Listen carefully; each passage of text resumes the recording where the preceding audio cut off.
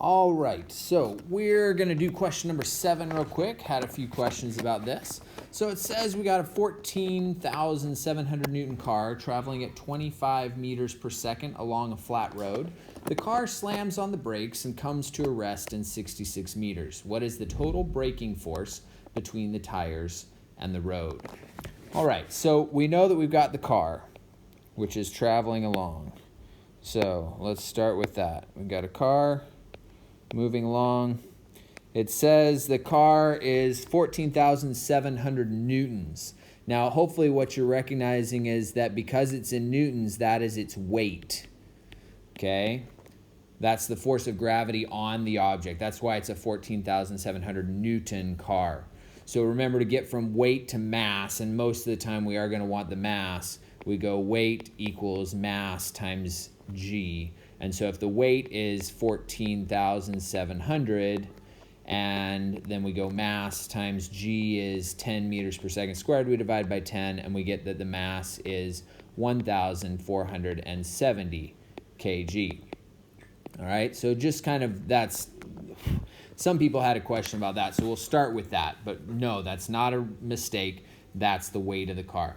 Now we know that it's traveling at 25 meters per second. All right, so, we got a mass now, we got a speed. That should kind of say, we know it's kinetic energy, right?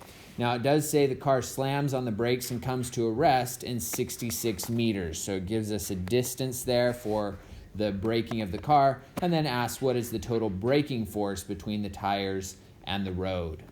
All right, so we know we start with a certain amount of kinetic energy. We know that it's going to come to rest. So we got a change in kinetic energy there. And then we also know that we have a distance and we have a braking force.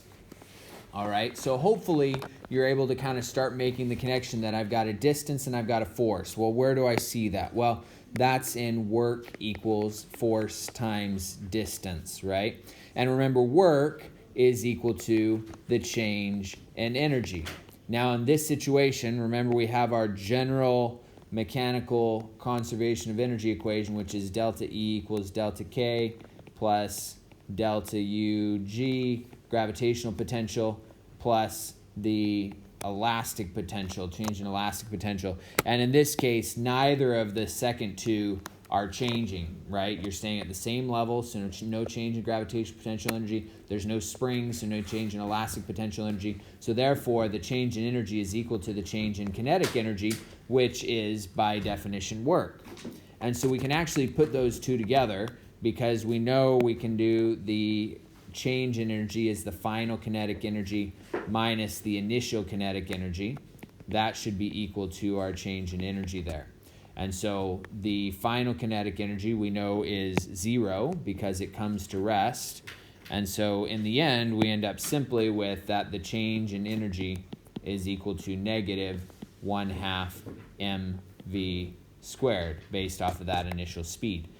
So you can either calculate that here and then throw it in here because the change in energy and the work are the same thing, or you can just throw it in right now, and that's what I'm going to go ahead and do, is I'm just going to say, well, that means that negative 1/2 mv naught squared equals the force, which is what I'm looking for, times the distance, which is 66 meters. And then I do have the initial speed. The initial speed was 25, and I have the initial mass, which was 1,470. And so at this point, I should be able to just plug it in my calculator. And you should be able to calculate that the final force is equal to negative 6960 newtons.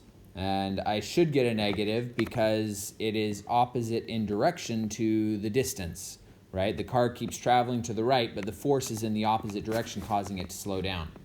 All right, so that is the final force. Now the key shows something slightly different, just because I think the key actually used 9.8 instead of 10. We've said that 10 is perfectly fine in this class, so as long as you get one of those numbers, it should be fine.